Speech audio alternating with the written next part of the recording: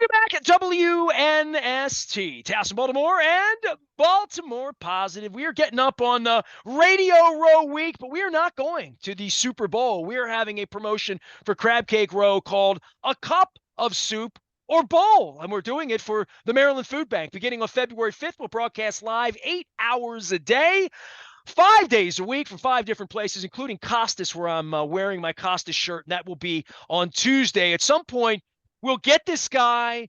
They'll pull him out of Texas up here to Maryland. We'll make him an official Marylander. We'll get him a bumper sticker for his car, and we'll get him some appropriate crabs and crab cakes. But for now, he is down there with his Houston Astros and the Houston Texans that he covers, and covered the Houston Oilers for many, many, many years at the Houston Chronicle. He's our friend. He is the general of all of us who cover all of these football games. We welcome John McClain, the other John McClain. Now, how do you do at Christmas time when the other John McClain and Yippee-Ki-Yay is taking over Christmas, John McClain? I've been getting that Nestor since the movie came out in 1988, and so I'm used to it. At one point, I was, as you can imagine, every time I check into a hotel or anything, anywhere they see my driver's license, now they go, John McClain, have you? I say yes. They say, you know what I'm going to ask you? I said yes. And I get asked a lot, is it a Christmas movie? I say, of course it's a Christmas movie. The whole theme is Christmas. He's going to a Christmas party. It gets him in all the grief to begin with. Well, it's a fantastic film. You have made a life of this Oilers thing. First things first, we'll get to the Texans, but you had warned me that the Oiler thing was coming down the pipe, right? And everybody knows I was an Oiler fan. I think I'm an Oilers fan. Boy, them wearing the clothing a couple times this year, I thought it was in poor taste all the way around. But more than that, it's made me less interested in wearing it, because every time I put a Titans game on, everybody's got some Derrick Henry jersey that looks like Earl Campbell, and it just, John, it's weirding me out. And does it weird you out? Seriously? Here's the way I look at it. Fans in Houston infuriated. Media in Houston infuriated. I liked it because it's the only place we'd ever see it again. Either they wear it in Tennessee or it's never worn it again. Covered that team for 20 years. Dan Pastorini loves it. Warren Moon loves it. Robert Brazile, Billy White Shoes Johnson. The only Oiler player who doesn't like it is Bruce Matthews. And Bruce Matthews said Columbia Blue should always belong to Houston. But the problem is Texans can't wear it. So if all those old Oilers like seeing it, I do. And I got to tell you, I didn't pay much attention when they wore it at the Atlanta home game. But when they did against the Texans, they had Oil Derrick at midfield, and they had Oilers in the end zones that brought back some great memories. So I'm not like most people in Houston. I don't have a problem with it. Texans are going to have new uniforms next year, and they're going to unveil them at the draft. And I think they may have what they call an Italian blue stripe on their uniforms. We'll see if that's actually going to happen. Well, John, we got a football game here, and listen, I didn't call you much. I mean, I thought the Orioles would get together with the Astros, and the Rangers had other ideas. You're an Astro follower all of your life, but you've chronicled football professionally longer and better than just about anybody that's breathing at this point in 50 years of doing this thing. This Texan story for teams you've covered, and you covered Run and Shoot, you covered Love You Blue, you covered Earl Campbell and all of these teams, the Schaub era when it came there. You have ties to the Titans and Mike Vrabel and everything that happened there. But this Texans team has been fascinating, come from nowhere. I had you on week one. We played the first week of the year, and I thought they'll be among the 5 worst teams in the NFL this year. I mean, I just thought that because they were last year, and how good can you be with a rookie coach and a rookie quarterback? And they're coming in this week, and I know they're 9-point dog or whatever it is. I'm giving them a punch because I've watched them play and I've watched them improve. And when you have a quarterback, you have everything. And you've seen a lot. Where are you on this? This is unique even to you, dude. They start the first D'Amico Ryan's first season, 0-2, lost at Baltimore, then lost here to Indianapolis. And since then, they're 11-5.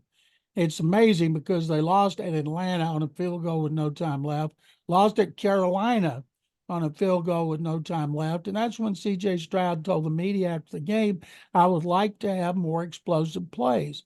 So you have not only a rookie quarterback and a rookie head coach, you have a rookie coordinator and play caller in Bobby Slowick. So he had growing pains too. So from that point until Stroud suffered his concussion, they were second in the NFL in plays of 25 or more yards to the 49ers.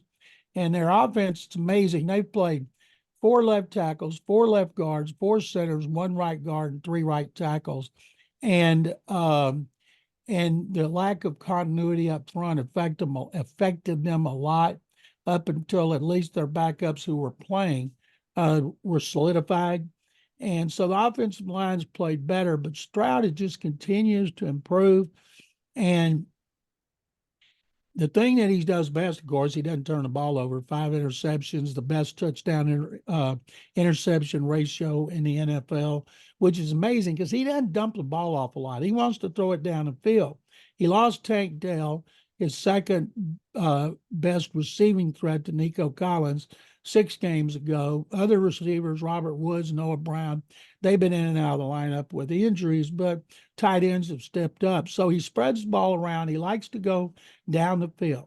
8.4 yard average per attempt, amazing for a rookie. So the fact there, I think now counting the playoff game, that they're plus 12 in turnover differential. For regular season, they were plus 10. And of course, the Browns had the most turnovers, most interceptions, and Flacco had been an interception machine, and it finally caught up to him in that divisional playoff game. But Baltimore's favored. Baltimore should win no matter what happens. It's still, when people look back, will think it's a great season with a lot of positivity going into the off season. And I have not been able to say that, Nestor, since the off season after 2018, because in 2009 off season, even though they'd beaten Buffalo in the playoffs and they lost to Kansas City after leading 24-0, Bill O'Brien traded DeAndre Hopkins and the negativity cranked up and just continued. And so now people love DeMeco Ryans. They love CJ Stroud. And they're going to have to go to the Super Bowl before they would equal the Love You Blue Oilers. But this team is on its way to being the second most popular in our city's history. Now, you just said something. You covered football a long, long time, and I feel for these people in Detroit. You know, my buddy Schwartz coached the team. Bill Keenan's been up there. People, I have fans and friends of mine that never seen them win a playoff game, or you hadn't seen it since they were 12 years old or whatever. And I think of Cleveland as being sort of the same thing. What Flacco did the last couple of weeks and having all that passion and all that energy. Man, Texas is a football state. And, you know, Dallas, and I know it's been a little while with Jerry and Jimmy, and they did all that a couple of weeks ago trying to make nice, but you guys have never won either, right? I mean, Houston's a little bit of a poverty city in regard to Super Bowl riches and playing in games and having those kinds of football teams. We're on the cusp of maybe doing it for the third time since we got back into the league with the third group of people as the 1 seed here. You know, Houston's been kind of long suffering, right? And sort of waiting for this. And especially the second time around getting the franchise back, just trying to make good on it January. I mean, we were here, we knocked them out a couple of times, right? I mean, Joe Flacco's era, the red jerseys, all of that's happened there. This feels like the best thing that's ever happened to the Texans. The first playoff year in 2011 under Gary Kubiak was the best because J.J. Watt had an interception return for a touchdown, a wild card victory here over Cincinnati.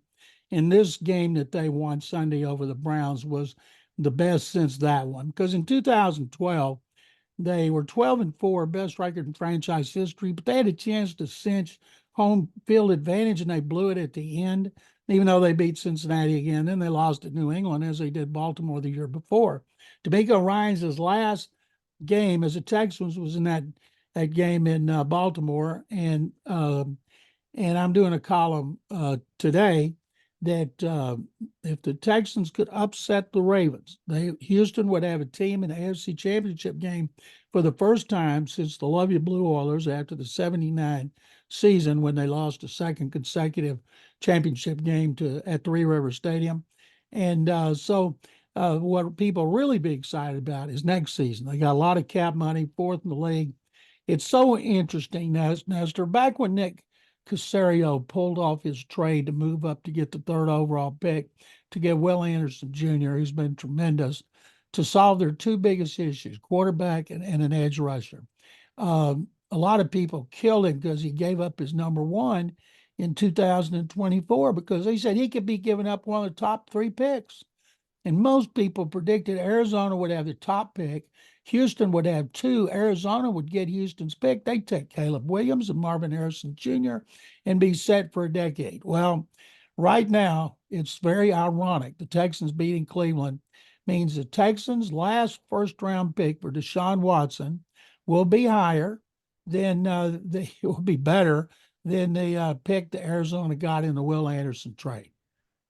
Well, you can't predict any of these things. And certainly in the beginning, at what point did you see the light with Stroud that this is going to be a good pick as opposed to a bad pick at quarterback? And I don't want to say David Carr was a bad, but you've had these franchise guys come in at various points to say this guy can be a difference maker. We're going to be talking about him in the middle of January as being an elite quarterback, a capable of winning you a Super Bowl quarterback. I didn't see it in the first game at Baltimore, even though it was 7-6 in the third quarter before the Ravens broke it open. And Stroud took them to a couple of long drives against the Ravens, but they ended up in field goals. But the next game, where they got beat here by 11 by Indianapolis, he threw for 384 yards because he's playing catch up in the second half. He threw for 190 in the fourth quarter when the Colts knew he was going to be throwing the ball. And that's the first time I started to think, well, maybe this guy's going to be worth the second pick. And then the next 2 weeks, they were 0-2. I picked them to win 6. And I'm like, why did I pick them so high? So the next 2, they win by 20 at Jacksonville, and they beat Pittsburgh here by 24 to be 2-2. And all of a sudden, I'm like, aha, that's why they've been so high on him. It wasn't an all-season program. It wasn't OTAs. It wasn't preseason. They didn't just gift him the starting job. D'Amico Ryans waited till late, even though we all knew he was going to be the starter. But they want him to prove himself. And some of the things that people like about Stroud, Nestor, are this. I remember a story off season. They had a team party and they had it over at their facility. And I was told that when Stroud got there during the 2 or 3 hours of the party, he worked his way around to every table to talk to a player and his wife and the kids too, sponsors and everything. And I thought, well, okay, I asked him, I said, you ever had another rookie do that? No. And then another thing, during training camp, the defensive coordinator, Matt Burke, said every time he'd walk off the field, Stroud would come up to him and walk with him and start asking a bunch of questions about this coverage, this blitz, that blitz. And Jalen Petrie, their second year safety, said he'd been out several times with Stroud to dinner or out on the town, and all Stroud wanted to do was talk about football. He didn't want to talk about music. He didn't want to talk about women. He didn't want to talk to you about the usual things guys talk about sports. All he wanted to do was pick Petrie's brain about ball. And so his decision making and his accuracy are the 2 things that have been the most impressive about him. His unflappability. He reminds me of Warren Moon in his coolness, how cool he is in the pocket, off the field, interviews, everything. It takes time when a franchise is wounded, right? Like John, the Ray Rice thing here and the Wembley knee politically here. I had a guy the other day say, I don't watch the Ravens anymore. Wembley knee. I'm like, 6 years later, 7 years later, I guess you're not watching football anymore. In Houston, when your quarterback is a sexual predator and gets dealt off, and I've had Browns fans battle with Deshaun Watson and and I know you're close with McNair and the family there and everything that went on. Not Steve McNair, I'm talking about Bob McNair from the Houston Texans, that they had some brand issues and brand awareness issues as well. But nothing makes your brand worse than when your running back punches his wife in a glass elevator and they try to hide it. It takes a long, and they're burning the jerseys. Now they're honoring him. He was the player of the game. They honored Ray Rice 2 weeks ago here. 10 years changes a lot. But in your case in Houston, when I saw the fans there the other day, I'm thinking, they were all pretty pissed off in a lot of ways. And to your point, every time I talk to you, it's easy to be an Astros fan, right? They win, you go, you can go and get into the cheating thing later. I know where you are on Altuve and all that. But there are other options, right? And the Texans never felt like option number 1 ever there. And the Astros have really come on the last decade to be this thing. And the Texans have done some shameful things. And to get it all sort of back under into the civic fold that people want to come out and be supportive, that this kid being supernatural in that way really helps, right? I mean, Of he's helping course. everything about it, not Now, it just wasn't winning. the Texans that did shameful things. It was Sean Watson. And the fact he will never get honored here like Ray Rice has been by the Ravens. It will never happen here. And one of the reasons people are so bitter for him, they finally had a franchise quarterback. He was great in 2020 in every way. The team wasn't, but he was. And then for right after the season, say he wanted to be traded, then those lawsuits started piling up. It was just an incredible controversy. Then you have Bill O'Brien. Bill was so disliked here when they won 4 division titles, 2 playoff games. Fans didn't like him. Bill went out of his way not to be liked and not to care. He didn't embrace anything. But I thought Bill was a good coach. He shouldn't have been general manager. And said then the Jack Easterby shenanigans. So when the McNairs finally got rid of, they fired O'Brien, they got rid of Easterby, and then they fired Lovie Smith. And Lovie should have been fired because he had an offensive coordinator. Pep Hamilton had the worst offensive scene in Houston. And so then when they interviewed a bunch of really impressive coaches around the league, Shane Steichen, they Ben Johnson, but Callahan and McNair, they wanted D'Amico, but they don't make the general manager do things. And when they had their Zoom with him initially in Casario, they all finished the interview and the Zoom cut off, and Casario turned to them and said, "We got to get D'Amico here, and we can't let him leave." And the McNairs went, whew, because they weren't going to make him take him, but it's all worked out so well. And Nick Casario's done a fabulous job of rebuilding this franchise, tore it down, past the studs to the foundation and built back up. And then the McNairs, their worst decision is believing in people and listening to people like Bill O'Brien and Casario is one of the people who recommended Jack Easterby to O'Brien because he'd been to New England with him.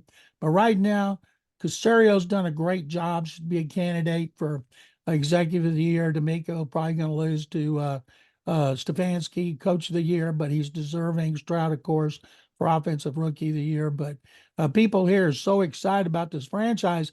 And the Astros haven't done much in the offseason. They haven't made any hires. They just announced today Kendall Graveman, one of the relievers, they were planning on just had shoulder surgery. And I'm thinking, why are you getting shoulder surgery now? Done for the season.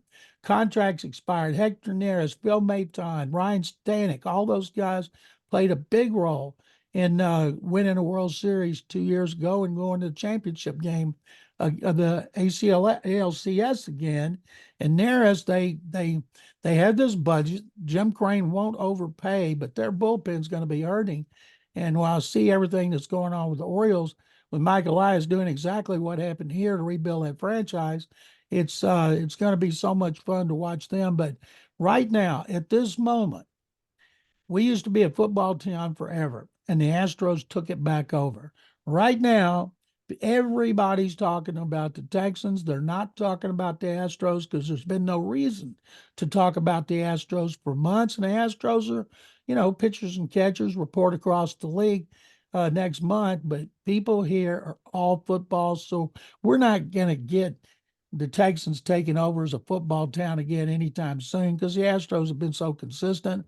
But first time, Nestor, in a long time, I can feel the landscape changing a little bit. How do they win? I mean, they're going to be a 10-point dog by the time the whole thing gets going here. I talked to everybody about the Ravens, and it's been a long time. I've been doing this 32 years, man.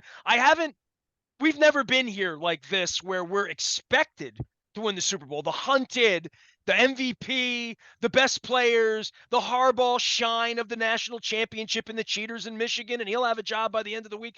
And Harbaugh's about to really have, as Billick used to say to me, bringing a U-Haul to the back of my office and hauling all the coaches out because it feels like it's a now or never with the Ravens. They've been so good this year. Contracts, where they are, Matabike, Patrick Queen, all these guys are going to wind up not being able to afford Odell Beckham. They have a lot of free agents, but they're going to lose coaches soon. And hey, you know this better than anybody. A lot of distractions when you're interviewing for 5 or 6 jobs in a week, even on Zoom if you're Mike McDonald this week.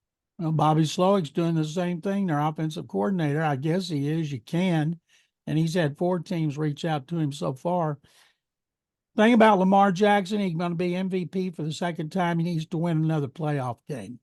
That's a very important if you want to be considered among the elite of all times. You got to start winning playoff games. And something I'm curious about is who the Texans will have spying on him, and can they even do a reasonable job of doing that? But Texans defense has been good. The Ravens should win this game. I predicted they'll win this game. But the Texans, as long as they don't get blown out, and the Texans are not saying that. I'm saying this as somebody governing the team, and I'm speaking, I know, for the media and the fans. They'll be disappointed if the Ravens win, but in about a week they'll look back on this season and where they should have been, were projected to be, and it will be one of the most exciting seasons in the history of Houston sports. Like the Astros in 15 came out of nowhere, beat the Yankees in a wild card game before they lost. That's kind of the situation it reminds everyone of. Remember meeting D'Amico Ryans? I sort of remember every time I met a Raven player for the first time after a draft, or hi, how are you, or what that is. I mean, to think that he would be a real shaping guy for this franchise all these years later. You remember him as a puppy, I'm sure. I met him the day after he was drafted, and where his locker was situated in the locker room, and he was always there. He didn't run and hide. And I remember about 3 years in, I told him, I said, you're sounding more and more like a coach. You might ought to think about coaching when your career's over. Like I told Eric Winston, I said, you sound like a broadcaster. And Indy Kalu, you sound like a broadcaster. And some guys have done that. But in D'Amico's case, he just sounded like a leader, a coach, the way he broke things down. And I'll tell you an interesting story. 2 years ago, Texans ended up, they played late in the season in Santa Clara, and I called him, did a column on him, where he was. People were just starting to talk about a buzz, him being head coach. And he did an interview and then came back and said, I need another year as a coordinator. That's what they're hoping Bobby Slowick will do here. Need to believe I got to get a second year as a coordinator. But anyway, so last year the Texans opened. The first game done on Amazon on Thursday night was here against the 49ers. And I went over and hung out outside the Niners locker room, say hello to Kyle Shanahan, a bunch of the coaches like D'Amico. D'Amico came up, shook hands, hugged. I said, let me be the first to congratulate you. He said, on what? I said, on being an NFL head coach next year. And he said, oh man, I'm a long way from that. I said, you may think you are, but you aren't. You're going to be a head coach. I just wish I had said here. Well, in the case of Houston, and for what that is, I mean, they recognize all of this, right? It's been easy and familiar to come back to for a playoff game this week because this has been dangled in front of them, but not this was dangled with Deshaun Watson. To your point, which is probably one of the reasons people were so angry, because that could have been a very good thing. You felt like you might have been into covering 5 to 8 years of good football, the way we've had it here, the way maybe we feel about baseball here now. That once you get those pieces together, this has probably been a very, very heartening 4 months of time for you, because you probably thought this was years in the making. This wasn't something that was going to turn around quickly, right? No, the longer you suffer, the more you like to celebrate, the louder you celebrate. And the thing about the Ravens, because of Jackson, they're an exciting team. Yeah, they run the ball a lot. They lead the NFL in rushing, but when you watch the Ravens, you can't take your eyes off of Lamar, because you don't know what he's going to do. He doesn't know what he's going to do. And that's kind of the way it is Stroud. Now, he doesn't run like Jackson. He could if he needed to, not like Jackson, but he could be a threat at running, but he wants to throw the ball down the field. But every time he drops back, you kind of hold your breath, because you want to see what he's going to do. And some of his passes, or the pinpoint accuracy, is breathtaking. And so that's the thing. They're exciting teams. There's some teams pretty good and they're not exciting, but man, these two teams are, and I can't wait to see them square off up at M&T Bank Stadium. And I picked the Ravens before the season on all my weekly 18 shows, podcasts, and TV. And the reason I did it was because I wanted to be different. Nobody else was. I'd like to say, oh yeah, I saw this. I knew Lamar was going to stay healthy for the first time in 3 years, but I did it. And so now, if the Ravens win it all, I'll get a lot of good recognition because I picked them when they beat the Niners that year. and I got a lot of good attention out of that. But this one, I didn't do it because of any insight. I did it just to be different. And so if the Ravens beat the Texans, I want the Ravens to win the Super Bowl so I can brag a little bit.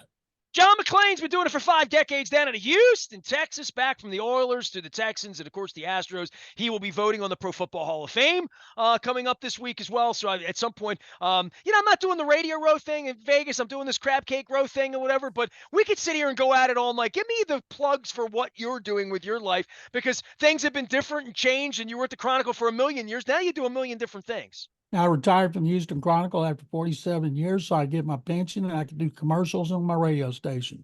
I write 5 columns a week for sportsradio610.com, no paywall, which is the Texans flagship, and I do 6 weekly appearances and 3 podcasts, and I still do weekly shows in Nashville, Knoxville, Austin, Waco, San Antonio, and Las Vegas. That's all he does. He's in semi-retirement. Sure he is. John McClain. You can find him McClain on NFL with the underscores. There's only one John McClain. So people think there's a different John McClain from the movies. That's a fictional John. This is a real John McClain down in Texas. Enjoy the game. Crab cakes with you soon. All right? It's going to be a great, great setting, great football. Can't wait. Nestor, thank you very much, as always. And then we get to sit around on Sunday night and watch Josh Allen and Patrick Mahomes shoot him up. Big weekend this weekend. Luke's out in Owings Mills. We're doing Crab Cake Row, a cup of soup or bowl for the Maryland Food Bank beginning on February 5th. Stay with us. We're BaltimorePositive.com.